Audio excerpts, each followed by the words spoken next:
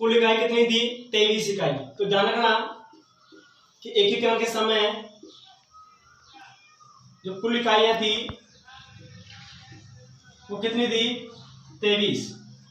दोस्तों अपन बात करते हैं 23 इकाइयां किस प्रकार से होती है। सबसे इंपॉर्टेंट क्वेश्चन है दोस्तों ये। देखो अपन ने बात किया था जो रियासत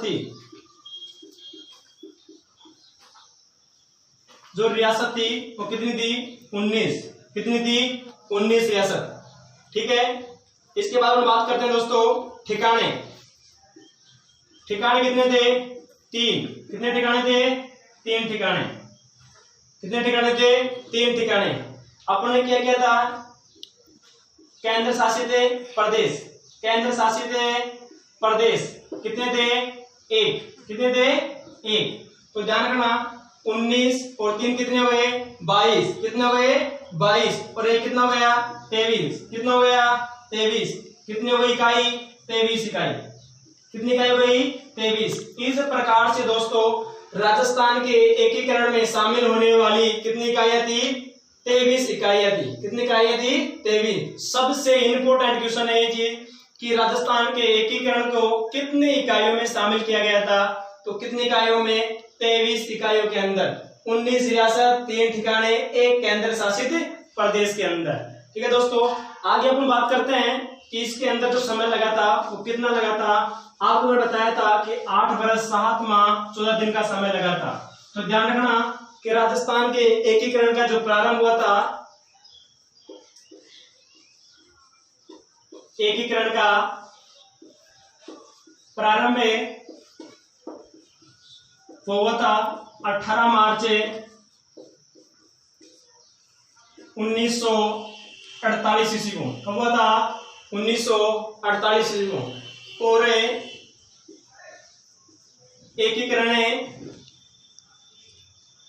एकीकरण का जो पूर्ण हुआ था वो कब हुआ था 1 नवंबर 1956 ईस्वी को। इन दोनों के अंदर जो टाइम, इन दोनों के बीच के अंदर जो टाइम पीरियड है, इन दोनों के मध्य जो टाइम पीरियड है वो आपको निकल के आएगा 8 वर्ष 7 माह और 14 दिन का समय। तो ध्यान रखना इस प्रकार से राजस्थान का एकीकरण क्वेश्चन पूछता है कि राजस्थान का एकीकरण का प्रारंभ कब हुआ था 18 मार्च 1948 ईस्वी को। और राजस्थान एकीकरण कब पूर्ण हुआ था तो 1 नवंबर 1956 ईस्वी को।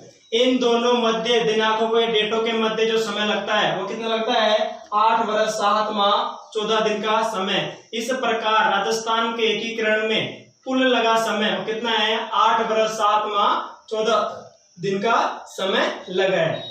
करते हैं डिटेल से अभी कि राजस्थान एकीकरण 7 चरणों के अंदर हुआ था। उसके अंदर इसका जो नाम रखा गया था प्रथम चरण का किसके कहने पर रखा गया, प्रधानमंत्री कौन था, राजधानी कहां पर थी, उप प्रधानमंत्री किसे बनाया गया था, राज प्रमुख किसे बनाया गया था, उप राज प्रमुख किसे बनाया गया था, इसका उद्घाटन किसके द्वारा किया गया था, इसका उद्घाटन किस स्थान पर किया गया था, इसके बारे में आप डिटेल से बात कर रहे हैं।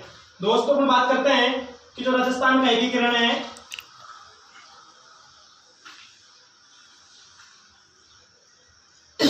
यहाँ पे प्रथम चरण था। कौन सा चरण था, प्रथम चरण। कौन सा चरण है, प्रथम चरण। और प्रथम चरण का नाम उन्होंने क्या रखा था, मत्स्य संघ। कौन सा संघ है, मत्स्य संघ। क्या नाम था, मत्स्य संघ। यह मत्स्य संघ किसके कहने पर रखा गया दोस्तों, मत्स्य संघ के एम मुंशी, कन्हैयालाल माणिक्यलाल मुंशी के द्वारा उनके कहने पर प्रथम चरण का नाम क्या रखा गया था, मत्स्य संघ। और मत्स्य संघ का उल्लेख सर्वप्रथम किसे मिलता है, ऋग्वेद के अंदर। किसके अंदर मिलता है, ऋग्वेद के अंदर। दोस्तों मत्स्य संघ एक महाजनपद था जिसकी जो राजधानी थी वो कहां पर थी, विराटनगर। कहां पर थी, विराटनगर। इसी के आधार पर इस क्षेत्र के अंदर मत्स्य संघ था, इसीलिए इस प्रथम चरण का नाम कन्हैयालाल माणिक्यलाल मुंशी के कहने पर रख दिया गया क्या? मत्स्य संघ। दोस्तों इस प्रथम चरण की जो डेट थी वह डेट थी कितनी थी? 18 मार्च 1948। कितनी थी? 18 मार्च 1948। दोस्तों राजस्थान के एकीकरण का प्रथम चरण होने का जो प्रयास किया गया था वो कब किया गया था? 17 मार्च को इसका उद्घाटन करने का विचार किया गया था। लेकिन दोस्तों भरतपुर के शासक था एक बरजिंदर सिंह, उसका जो भाई था देशराज, इस देशराज ने विद्रोह कर दिया और इस विद्रोह के कारण राजस्थान के एकीकरण में एक दिन क्या हुआ था? ये लेट हो गया था, यानी एक दिन की क्या हो गई थी? इसमें देरी हो गई थी। इसीलिए इसका जो उद्घाटन किया गया था, कब किया गया था? 18 मार्च 1948 ईस्वी को अंदर। दोस्तों अपन बात करते हैं कि प्रथम चरण के अंदर जो शामिल की गई थी वह रियासत थी एबीसीडी। कौन सी थी? एबीसीडी। और इसके अंदर जो शामिल था वो एक ठिकाना था, वो कौन था? नीमराना। कौन ठिकाना है? नीमराना ठिकाना। तो ध्यान रखना कि प्रथम चरण था उसके अंदर 4 रियासत एक ठिकाना शामिल किया गया था। 4 रियासत कौन थी? ऐसे क्या हो गया? अलवर रियासत। वैसे क्या हो गया? भरतपुर। और सी से क्या हो गया? करौली। और डी से क्या हो गया? धौलपुर। और एक ठिकाना था, कौन सा था? नीमराना ठिकाना, जो कहां पे पड़ता है? अलवर के अंदर। दोस्तों इन रियासतों को शामिल करने के बाद देखो जो अलवर आता है, अलवर इस क्षेत्र के अंदर, कहां पर ये अलवर है? यहां पर, ठीक है। भरतपुर दोस्तों यहां पर आता है और धौलपुर का जो क्षेत्र है यहां पर है और करौली का जो क्षेत्र है यहां पर, और नीमराना कहां पर पड़ता है? यहां पर। इसी प्रकार इस क्षेत्र के अंदर प्रथम चरण का नाम मत्स्य संघ रखा गया था और इसके अंदर 4 रियासत शामिल की गई थी, अलवर, भरतपुर, करौली और धौलपुर, और एक ठिकाने को शामिल किया गया था। प्रथम चरण का नाम क्या रखा गया था? मत्स्य संघ। और इसका उद्घाटन कब किया गया था? 18 मार्च 1948 ईस्वी को। दोस्तों इसका जो प्रधानमंत्री बनाया गया था, प्रधानमंत्री वह कौन था? शोभाराम कुमावत।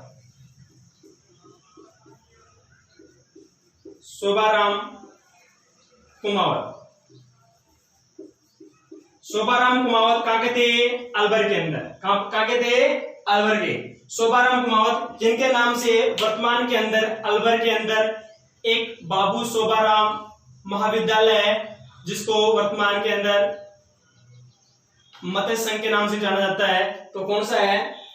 शोभाराम जी थे जो प्रथम चरण के क्या थे? प्रधानमंत्री बनाए गए थे।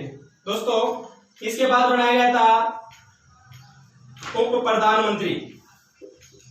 क्या बनाया गया था? उप प्रधानमंत्री। वो दो बनाए गए दोस्तों, ऐसे 2 उप प्रधानमंत्री बनाए गए थे मत्स्य संघ के अंदर। नंबर 1 था जिसका नाम था जुगल किशोर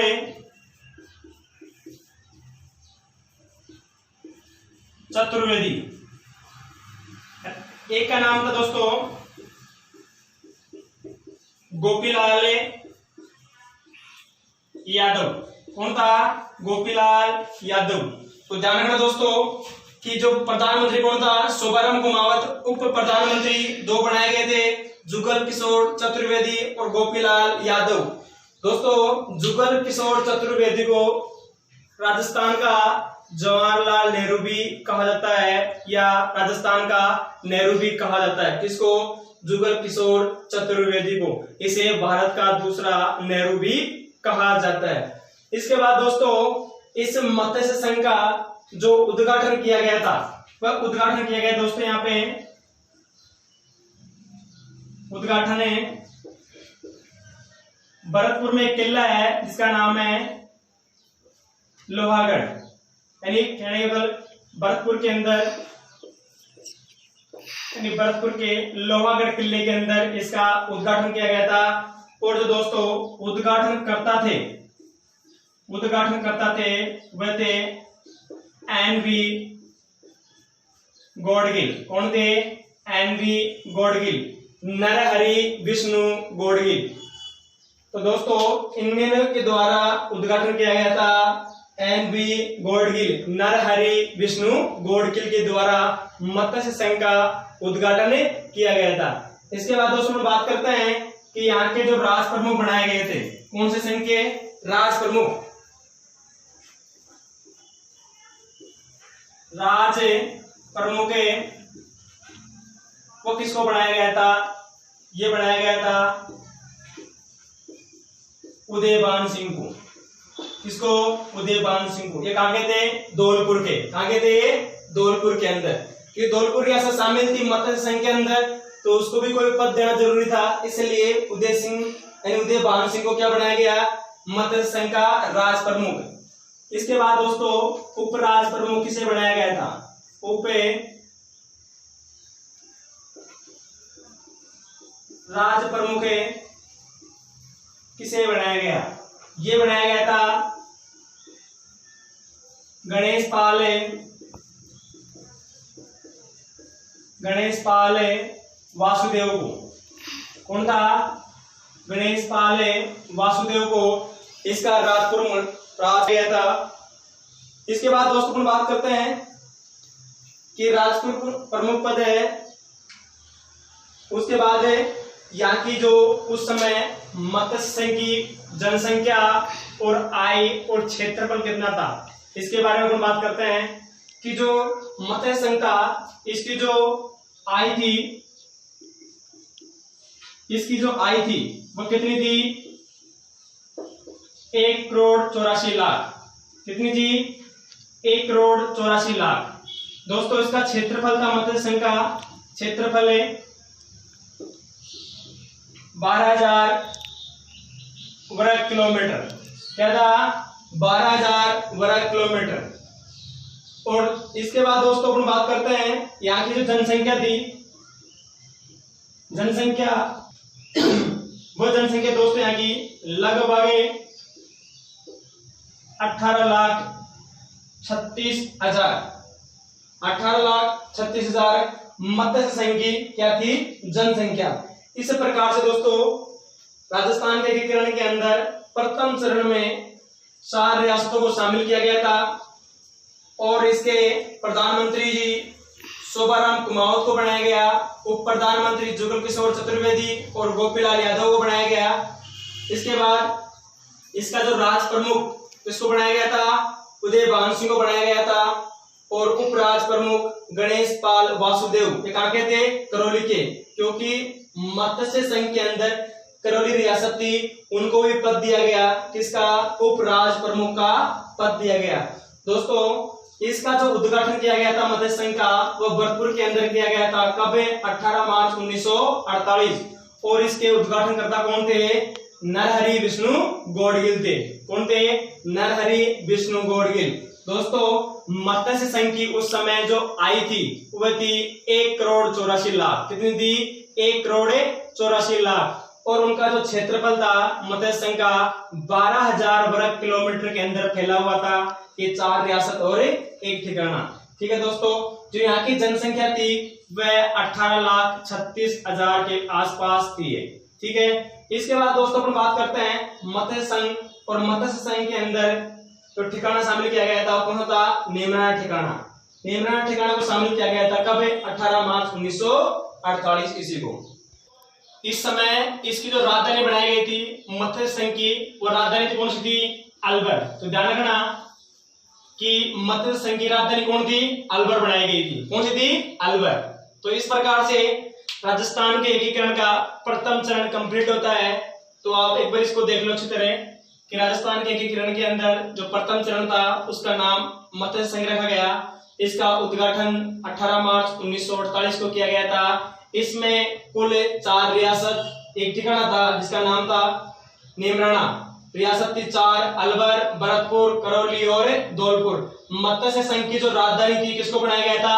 अलवर को। किसको बनाया गया था? अलवर को। इसका उद्घाटन जो किया गया था वो कहां पर किया गया था? भरतपुर के अंदर जो लोहागढ़ दुर्ग है उसके अंदर इसका उद्घाटन किया गया था। और यहाँ पे जो उद्घाटन करता थे वह कौन थे? नरहरि विष्णु गौडगिल के द्वारा यहाँ पर उद्घाटन किया गया था। दोस्तों यहाँ पे मत्स्य संघ के जो प्रधानमंत्री बनाए गए थे, अलवर के निवासी थे शोभाराम कुमावत जी, इनको मत्स्य संघ का प्रधानमंत्री बनाया गया। तथा उप प्रधानमंत्री भरतपुर के दो व्यक्ति थे, एक तो था जुगल किशोर चतुर्वेदी और कौन था, गोपीलाल यादव। इन दोनों को मत्स्य संघ का प्रधानमंत्री बनाया गया था। इसके बाद दोस्तों राज प्रमुख बनाया गया था, धौलपुर के शासक थे उदयभान सिंह को, यहाँ का मत्स्य संघ का राज प्रमुख बनाया गया था। इसके बाद दोस्तों उप राज प्रमुख जो करौली के शासक थे गणेश पाल वासुदेव, इनको क्या बनाया गया था, मत्स्य संघ का उप राज प्रमुख। दोस्तों इसके बाद बात करते हैं इस मत्स्य संघ जब शामिल हुआ था राजस्थान के एकीकरण में, उस समय इसकी जो आय थी वह 1,84,00,000 के आसपास थी और यहाँ की जो क्षेत्रफल था यहाँ का वह कितना था, 12,000 वर्ग किलोमीटर के लगभग था और यहाँ की जो जनसंख्या थी वो कितनी थी, 18,36,000 यहाँ की जनसंख्या थी। इस प्रकार राजस्थान के एकीकरण का प्रथम चरण क्या होता है, कंप्लीट होता है। दोस्तों चरण नंबर 2 जिसका नाम रखा गया था पूर्व राजस्थान संघ। क्या रह गया था, पूर्व राजस्थान संघ।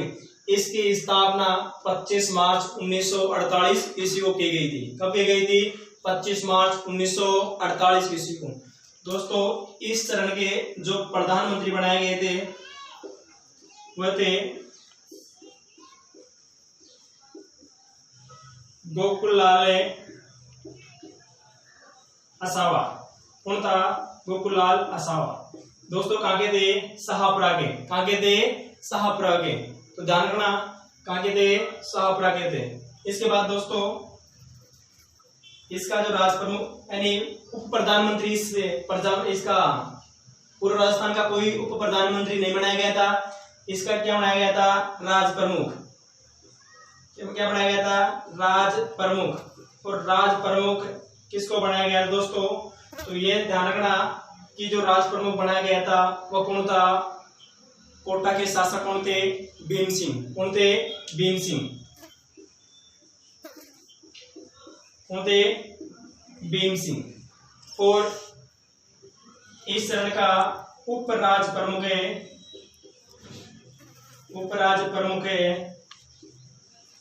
किसको बनाया गया था, ये थे बूंदी के शासक थे बहादुर सिंह। कौन थे, बहादुर सिंह। इनको इसका राज प्रमुख बनाया गया दोस्तों। और इस चरण का जो उद्घाटन किया गया था, उद्घाटन वो कहां पर किया गया था, कोटा के अंदर। कहां पर किया गया था, कोटा के अंदर। और उद्घाटन करता थे इसके वही थे नरहरि विष्णु गौड़गिल। कौन थे, नरहरि विष्णु गौड़गिल दोस्तों।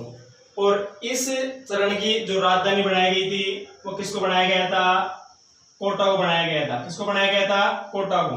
दोस्तों इस चरण के अंदर जो शामिल रियासत थी वह 9 रियासत और एक ठिकाने को शामिल किया गया था।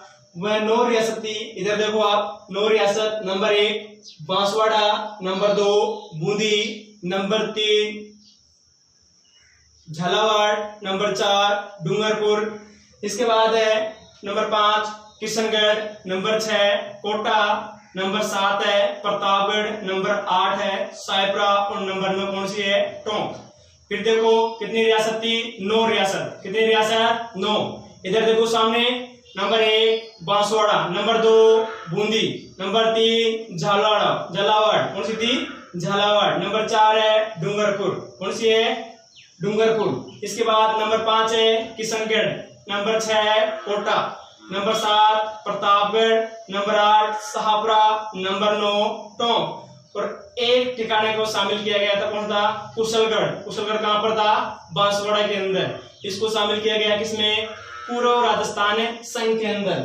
दोस्तों इस समय इसकी जो कुल क्षेत्रफल था पूर्व राजस्थान संघ का वह कौन था, 16,807 वर्ग किलोमीटर के अंदर। कितना था, 16,807 वर्ग किलोमीटर इसका क्षेत्रफल था। इसकी जो जनसंख्या थी वो 25,03,000 थी। कितनी थी, 25,03,000। और इसको जी आई थी, वार्षिक आई थी इसकी, वह थी लगभग 2 करोड़। कितनी थी? 2 करोड़।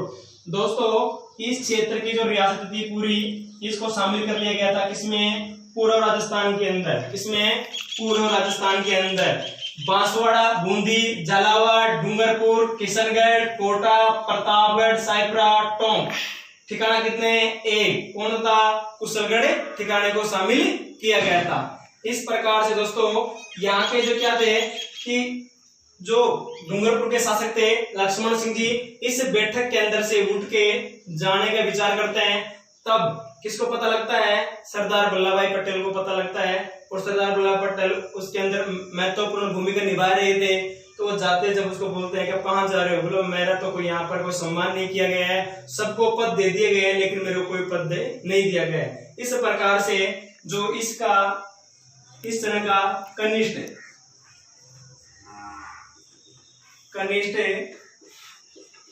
राज प्रमुख किसे बनाया गया था? डूंगरपुर का शासक था लक्ष्मण सिंह। कौन था? लक्ष्मण सिंह। इसको क्या बनाया गया था? कनिष्ठ राज प्रमुख बनाया गया था। दोस्तों आप इसको ऐसे कैसे एडिट छाप लो आप अपनी कॉपी के अंदर। ये राजस्थान का दूसरा चरण कंप्लीट कर दिया गया है। चरण नंबर 3 है, इसका नाम है संयुक्त राजस्थान संघ। क्या नाम है? संयुक्त राजस्थान संघ। इसकी स्थापना की गई थी 18 अप्रैल 1948 ईस्वी के अंदर। दोस्तों इस रियासत के अंदर जो कुल रियासतें शामिल थी वो कितनी थी? 10 रियासत शामिल थी। कितनी रियासत थी? 10 रियासत। ठिकाने कितने थे? 1। कौन था? कुशलगढ़।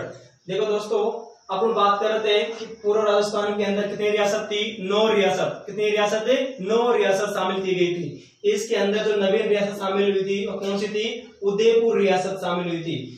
9 रियासत रहे कितने हुई? 10 रियासत। 10 रियासत रहे एक ठिकाना कितने हुए? 11। तो ध्यान रखना कि तृतीय चरण के अंदर 11 इकाइयां शामिल थी, जिसमें से 10 रियासत एवं एक ठिकाना शामिल किया गया था। दोस्तों इस प्रकार से इस समय संयुक्त राजस्थान संघ के प्रधानमंत्री बनाए गए थे। किसको? माणिक्यलाल वर्मा को बनाया गया था। किसको बनाया गया था? माणिक्यलाल वर्मा को। इसके बाद ध्यान रखना कि जो उप प्रधानमंत्री बनाया गया था, किसको बनाया गया था? गोकुल लाल असावाजी को यहाँ का जो उप प्रधानमंत्री बनाया गया था। इसके बाद दोस्तों बात करते हैं राज प्रमुख का पद किसको दिया गया? भोपाल सिंह को। क्योंकि भोपाल सिंह का था मेवाड़ का, और मेवाड़ का वर्तमान क्या नाम है? उदयपुर। तो उदयपुर के कौन थे? भोपाल सिंह जी। और भोपाल सिंह को क्या बनाया गया?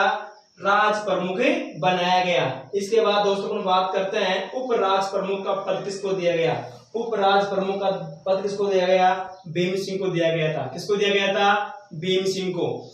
इसके बाद इसका जो उद्घाटन किया गया था वो उदयपुर के अंदर चंद्रमहल जो वर्तमान में सिटी पैलेस है उसके अंदर इसका उद्घाटन भारत के उस समय प्रधानमंत्री जी थे वो कौन थे? पंडित जवाहरलाल नेहरू जी। इनके द्वारा इसका उद्घाटन किया गया था। इसका संयुक्त राजस्थान संघ का। दोस्तों इससे नाराज हो गए कौन? जो करौली के शासक था, कौन था? बहादुर सिंह। वह डूंगरपुर के शासक कौन था? लक्ष्मण सिंह। दोस्तों इसके अंदर भी उनको जो बहादुर सिंह जी थे उनको भी बनाया गया था। जो बहादुर सिंह जी थे उनको बनाया गया वरिष्ठ उप राज प्रमुख का पद दिया गया उन चरण में संयुक्त राजस्थान के अंदर। और कनिष्ठ राज प्रमुख का पद किसको दिया गया? डूंगरपुर के शासक लक्ष्मण सिंह को। दोस्तों इस संयुक्त राजस्थान के जो क्षेत्रफल है उस समय 29,777 वर्ग किलोमीटर के अंदर फैला हुआ था। और यहाँ की जो जनसंख्या थी वह थी 42,60,000 के आसपास थी। तथा संयुक्त राजस्थान की जो वार्षिक आय थी वह थी 3 करोड़ 16 लाख। कितनी थी?